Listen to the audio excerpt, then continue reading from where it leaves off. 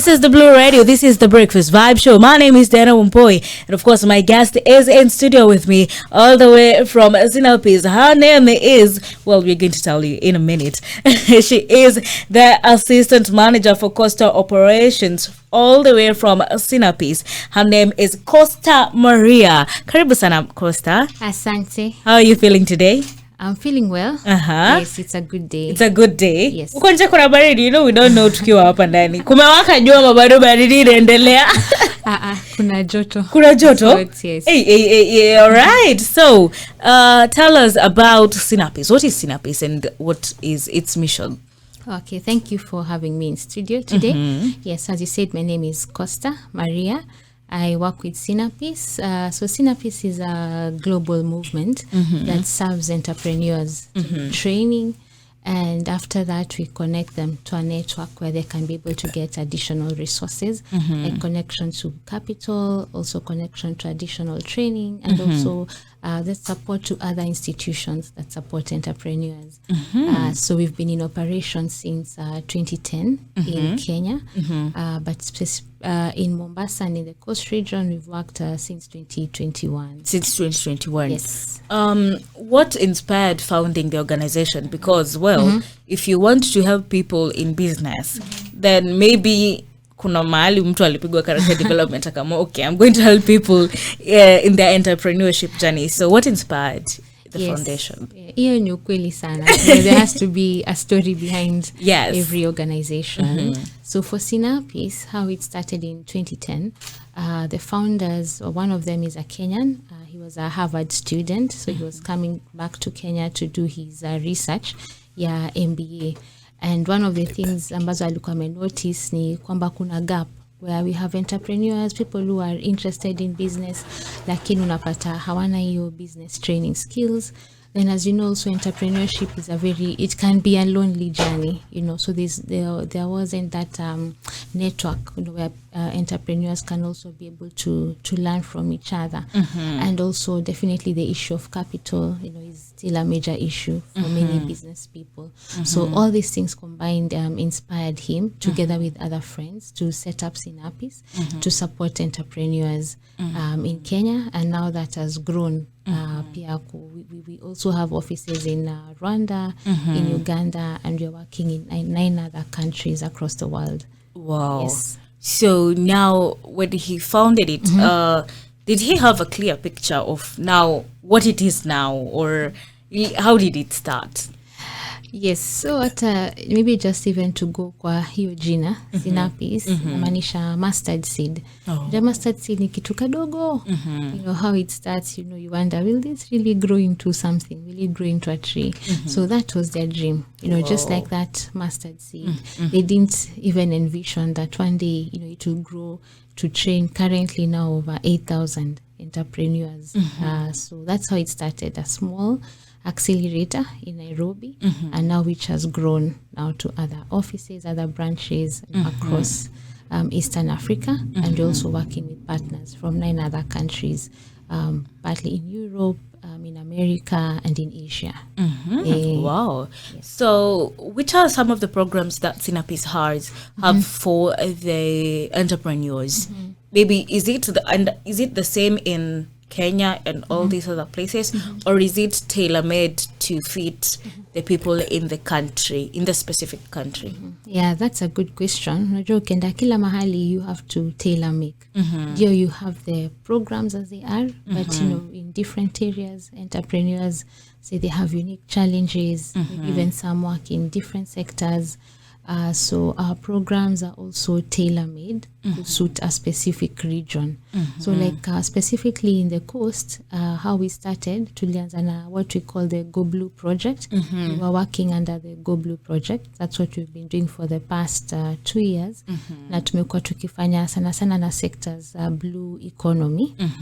But right now we are also going to be expanding to reach out to other entrepreneurs from, you know, across different sectors. So ukiona hapo tayari, you know, it was very tailor-made for how specific entrepreneurs. So in terms of even the delivery of the programs, you know, giving examples that are suitable for particular regions. For example, when you invite mentors and speakers, you also look for them within a particular region, only when trainers. Yes, so it's very tailor-made to the different audiences. Yeah, so to go to the training programs, tuko na different training programs. Ile ina target pia entrepreneurs from where they are. Tuko na what we call inaitwa Aspire Launchpad. Ile naangalia people bado who still have a business idea, maybe bado atawajanzisha biashara, they're just thinking maybe niko na side hustle, ama niko na hii hobby, how can it ever make me money? It can be something as simple as maybe I bake, do photography, so those small ideas that someone has. So we have a training program suitable for them, wale wako kwa hiyo idea stage na wale ambao tu ndio wameanzisha biashara. That is called Aspire Launchpad. Inaenda for 9 weeks, lakini si ati kila siku wanaweza choka, but 9 weeks inawasaidia, wanakutana mara moja kwa wiki. Alright. So in that 1 week wanaweza they are trained on very specific areas. It's a very practical program. Wakona manual. So kwa mfano unapata maybe they look at who are their customers, do they understand who they are targeting. So they look at those issues around marketing, understanding themselves, wanaangalia how to prepare for their finances, how to start small. So it's a very practical program ambayo inaenda for 9 weeks. All right. Yes. So you've said they meet once a week. Yes, once a week. So they meet 9 times. Yes. All right. Yes, 9 times. And within that, those 9 times, will they have grasped everything that they need to grasp? They will have grasped a lot. And the beauty of hiyo 9 times spread across 9 weeks ni kwamba when they meet, they're able to, to be trained and to learn one aspect. So maybe, for example, if it's marketing, and then they're able now to apply kwa business zao ama on that business idea. Then the next time they meet, they're able to report on the progress and then learn something different. So it's very execution based. Anile una practice as you go on. Wow. So it's not just being given information alafu mnamaliza alafu mnaenda hapana. And then hata baada hiyo 9 weeks ni what we also now invite them to join an alumni network. We don't leave them alafu tunaambia kwa heri. So they come still together, we still interact with them, we call them for meetings, we check up on them, visit them just to check on the progress of their businesses even after the training. All right. Yeah, so that one is a very suitable program kwa wale ambao wanaanzisha. Those ones were just starting out. Aspire Launchpad. Yes. Another program. Yes, another program. Pia kuna wale maybe unapata they have been in business, say kwa mfano maybe even over 2 years or 3 years, maybe they're also making some profit, lakini unapata they still have a challenge in their business structures. Maybe someone may be doing a business, they are making money, lakini wajui hiyo pesa inaenda wapi. Maybe ask them about their financial records. They don't have, maybe they're not up to date, or understand how to do projections, or maybe to understand financial statements. Those are just things that are important for every entrepreneur to be able to understand. So that even if atakama someone will hire an accountant, lakini it's good for them to have the overview of the entire business.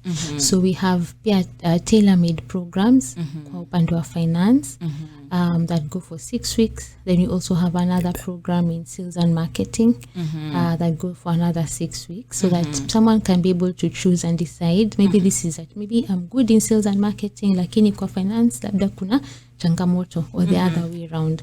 So we have what we call the modules that someone can be able to now focus on. So either sales and marketing, finance, or human resource and leadership.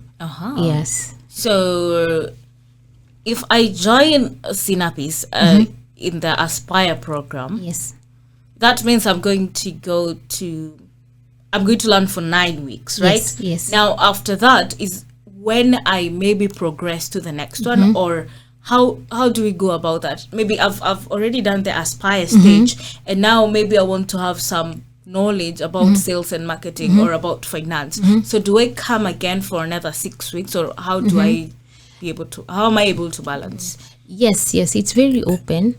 we've seen entrepreneurs who've started with the Aspire program, set out their businesses, began making good profits, they have a client base.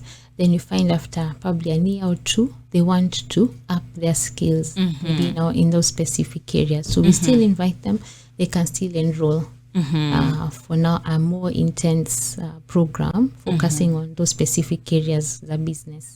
Yes. So it's not like after I'm done with 9 weeks, I want to go straight to finance. I don't. Can I do that? Can I just finish my 9 weeks and then jump straight into finance and the rest? Yes, you can, but we'll encourage you to put into practice. Umejifunza in your business. Okay. So that now when you're coming back, say for a finance module, you're building up on what you've already seen working on the ground. Yeah, so that it's not just head knowledge, but ni vitu ambavyo una practice as you continue. Okay. So now that you're an assistant manager, right, in coastal operations. Yes. So when we come back, we are going to talk about the Go Blue project. I believe that you're the perfect person to talk about the Go Blue project and how many entrepreneurs you've been able to help, success stories, and how has it been in the coastal region, and maybe what is the future of the Go Blue now, or even other projects in the coastal region. I am hanging out with Costa Maria, all the way from Sinapis, the assistant manager for coastal operations. And when we talk about the coast, we have to talk about the Go Blue the blue economy. And now the Sinapis had a project that was dubbed Go Blue Now project. Tell us about how you came about the project and why the Go Blue project. So thank you for that. So the Go Blue project was supported and funded by the EU, and one of the partners also was GIZ. GIZ is a German agency. So the history of the project, I think as you're aware, in 2018 there was a major conference in Nairobi, the first ever Blue Economy Conference. And so from that conference, there were certain commitments that were made to spur economic growth in specific areas where we have ocean and water resources. So basically, that was like the background of the Go Blue project. So in the coastal region, the project started in 2021. And Sinapis was one of the implementing partners. And the idea behind the project, Lengo, the whole project, was to upskill and upscale. To upskill and upscale entrepreneurs who are working specifically in the blue economy sectors. So you find mara mingi people would ask, so what are these sectors? And you find there are people who are involved or they've been part of the blue economy. Maybe they may just not be aware that they're part of the blue economy. So some of the sectors ni kama tourism and hospitality. Na hapo ndani there are so many businesses under that. So for example, it could be hotels, it could be people in food business, people in B&Bs, experience providers, people who are in water sports, even the beach operators. So all that, it's under tourism and hospitality. Then we also have agribusiness, which is still considered as part of the blue economy. And then pia tuko na warehousing and logistics, and anything connected with the port, how watu are clearing and forwarding, all that is still under the Go Blue. And then we also have vessel repair and maintenance, still that falls under the blue economy. Yes, so those are some of the examples of the entrepreneurs that we were working with in the 6 coastal counties to provide business training and support. Yes, so we worked across the 6 counties for the past 2 years, having trained over 570 entrepreneurs. Yes. Well, when you brought the project to the people, what was the reception by the people in all these counties, that is Kilifi, Mombasa, Taita and all? What was the reception? Wow, so the reception was amazing. As I said earlier, You find now inaweza kufungua watu macho like, oh, kumbe I'm actually also in the blue economy sector. I just didn't know. Yeah. Another final sector which is very important, which I didn't mention, was aquaculture. So that involves people involved in fishing. That's what they capture fishing, at the ocean, or also fish farming. So you find a lot of these entrepreneurs and communities, they didn't know. Or they're like, oh, we just think that Go Blue or blue economy is up there for the government or those big, rich or maybe hotel owners. So the reception was amazing for them, just feeling that, the government has actually considered us and they want to support us. So we've seen amazing reception across all the 6 counties. Yes. But how did people get onboarded? The entrepreneurs, how did they get the information and how did you onboard them to the programs? What was the process like? Okay. So at the beginning, what was very important was they need to create partnerships. Some of these areas, they're very far and maybe even remote. Like we went as far as Hola, in Tana River, in Garsen. So we've worked very closely with other hubs across the region. They've been very supportive.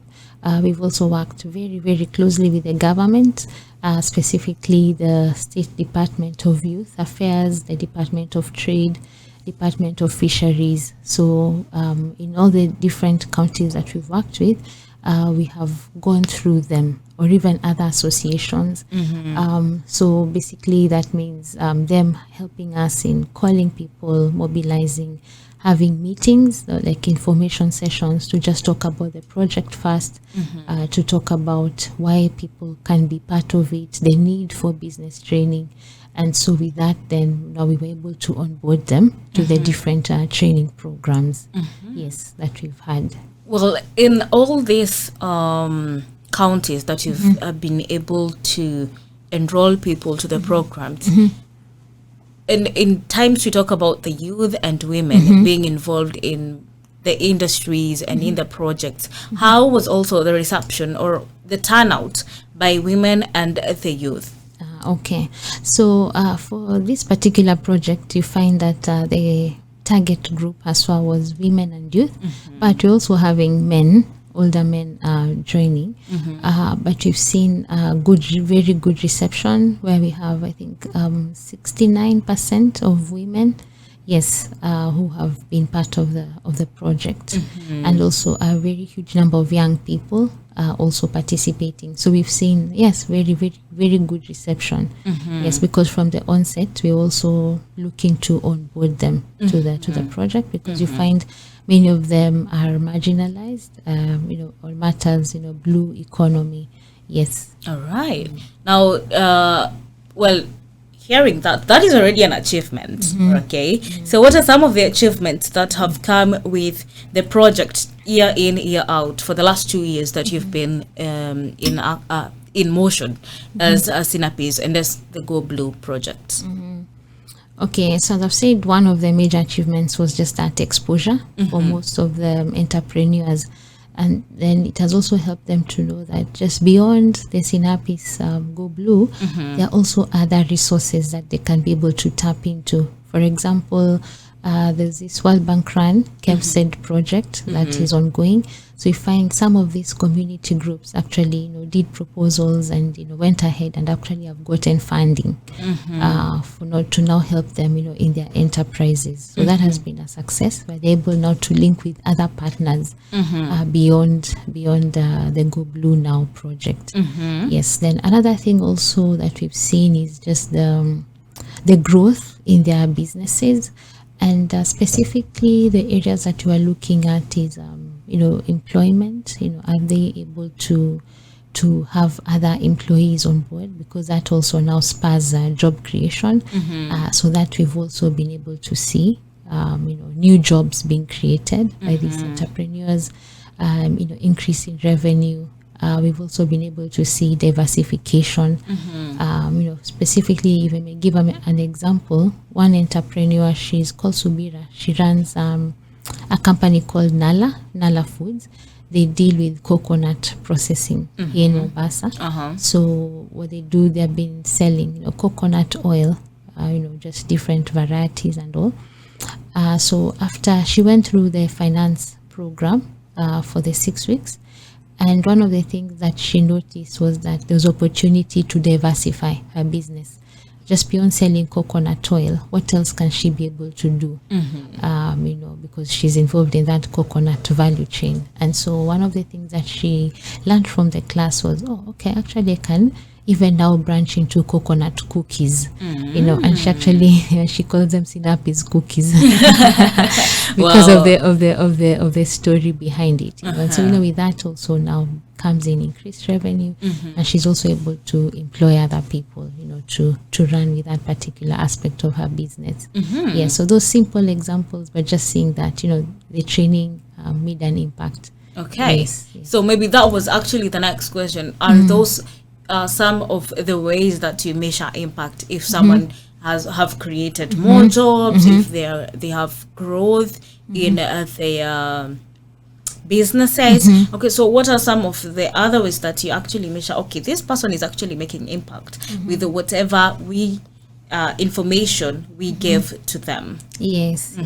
So when we talk about impact, some of the areas to Nangalia, it's economic impact, social impact, environmental impact in some cases. So we look at impact across the board. So for example, as I've said, in terms of the economic impact to Nangalia, revenues, are the revenues growing? Is there jobs which have been created? To also look at how is the financial health of the business, have they improved in terms of how they keep their records, those very simple things. Are they able even say to attract other investors? We've also seen that, maybe those ones now where their business, they've learned how to pitch, they can also be able to bring other investors on board. Definitely in terms of the social impact, Pionangalia, the ripple effect, beyond this one person, maybe who's an entrepreneur, are they able now, because of the ripple effect, say, of paying people salaries, you find these people now are also able to support their families. So a ripple effect. Yes, environmental impact, you find now, because you are dealing now with the blue economy projects, blue economy businesses. Others now are also involved in things like mangrove conservation. So just beyond, say, running a tourism facility, like ecotourism hotel, they're also involved in things like mangrove conservation, things like that. Yes. All right. Yeah. So now, what is for the last 2 years? What have you seen as a challenge, especially we can look at from the, I don't want to call them students, but from the people you train, from the trainees. Yes. What has been a challenge for them in all those groups that you have been able to train, and even for you as trainers, what has been some of the challenges that you have faced? Okay. So specifically for the coast, I would say for the coast region, one of the challenges, which is also an opportunity, is that it's still untapped in terms of business training. If you just look at areas outside of Mombasa, if you just go to, say, Kwale, Kilifi, now if you go further down, it's even, it's still very, very untapped, where you have many people in business, but they've never received, the business skills that they need for the success of their businesses. So I'll say that's a challenge, but also an opportunity. Because also in terms of the scope, some areas are very remote. Kuna places where we had to use boats to get there. Yeah, wow. Yeah, it's very, very remote. Even cars can't get there. So you find, then with that, then it presents also an opportunity, even for future project or other hubs to be able to tap into. Yes. Secondly, I would say our education levels are not, they're low in some areas. So with that also now, what we needed to do is really simplify our training content, so that we can be able to have as many entrepreneurs, understand and use the knowledge that they receive.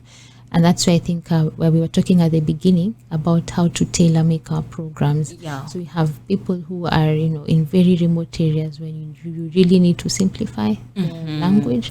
And then you also have people who are able to understand, some of these maybe bigger businesses like hotels, clearing and forwarding agencies. So we had a broad spectrum of entrepreneurs to serve.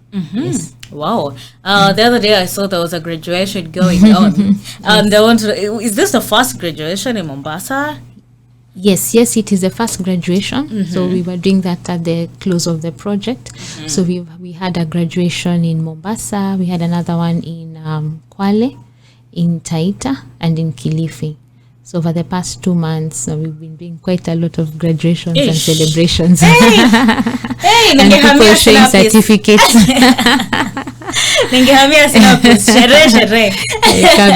Kabisa. So with that kind of marks the end of the Go Blue project. Yes, it does mark the end of the Go Blue project. Yes, if I might say also one of the graduates was also a member, is also part of Blue Radio, so you're also well represented. Yeah. Yes. So it actually, it marks the end of the project. Yes. But as an organization, we'll continue to serve entrepreneurs within the coast. We have an office in Mombasa at Close the Gap, Ratna Square. Yes. So we'll continue to work with entrepreneurs, and now not just specifically in the blue economy, but also entrepreneurs from other sectors as well. So that brings the question of what is the next project and how are you going, because that was a Go Blue project. Now, which is the next project that we should look out for, or is it just a mix of everything? Yes, so as an organization, yes, we work on projects like what we've just concluded in the Go Blue project. But at the same time, as I said earlier, we have these business programs that we provide, which we will continue to provide as Sinapis. So in case we'll have another project coming up, we'll definitely let you know. But we'll continue running also our business training programs as an organization. Yes. So apart from that, are there other events coming? Or yes. Okay. Yes. So we are now setting up. There'll be events coming up, workshops, so that you can also be able to onboard other entrepreneurs. Yes, so we are working closely with partners, so we'll definitely let you know. But there'll also be classes that will be launched from September. So in case anyone is interested, we'll be glad to share our details, our contact details, so they can be able to get in touch with us. All right. So please share your contact details as we wind up, so that we can be able to get more detailed information about every event that is going to come up from Sinapis. Yes. Yeah. So I can share now? Yeah, you can. Yes. So our email address is info@sinapis.org. info@sinapis.org. Then you can also contact us directly on phone 0757 060 898. I'll repeat, 0757 060 898. Yes, we are at Close the Gap, Ratna Square, in along Fidel Odinga Road. Yes, and maybe just to specify is that we'll serve entrepreneurs from across the different counties in the coast, so they shouldn't feel worried that if they're not in Mombasa. Yes, and maybe in case anyone is listening also from outside Mombasa, once they send us an email at info@sinapis.org, we'll be able to see how to assist them, because we also have an office in Nairobi. All right. One last word to anyone who's listening and they're thinking, I have an idea, I don't know where to start, or I have a business, I don't know how to make it sustainable enough. Just one word as we wind up. Okay, one word I'll say is also just from my own journey is just take the first step. It takes courage to just take the first step. the first step could be, now getting training. The first step could be talking to someone. The first step could be maybe doing some research about the business idea. But it's never too late, and it's never too small an idea to start. Wow. Yes, I think that's what I'll encourage anyone who's listening. Yes, do not belittle yourself or the idea that you have. Wow. Yeah. That has been Costa Maria, guys. Thank you so much for coming. Thank you so much for giving us such insightful information about what Sinapis does. It has been insightful, I can see. And actually, as you go, one question someone has asked: do you trade proposal writing in one of your programs? Maybe they want funds from people, and I think that is something that has been high. People just needing funds, but they don't know how to, ask for them from people. Do you have such in your programs? Okay, that's a good question. So in our training programs, one of our goals in all our training programs is to help the entrepreneurs or participants become investor ready. That is very important. So what we do, even just through the entire journey of the 9 or 6 weeks, is to help them look at those particular aspects that can also help them even as they look for entrepreneurs. So we don't have a specific proposal writing course, but when they go through the programs, one of the things that they'll learn is how to pitch. So what are those things that are important as you pitch your business idea? So I believe through that it can also now help them, say, to develop proposals, yes, at a personal level. Wow, that's great. It has been great. You're listening to Blue Radio, bringing the vibe.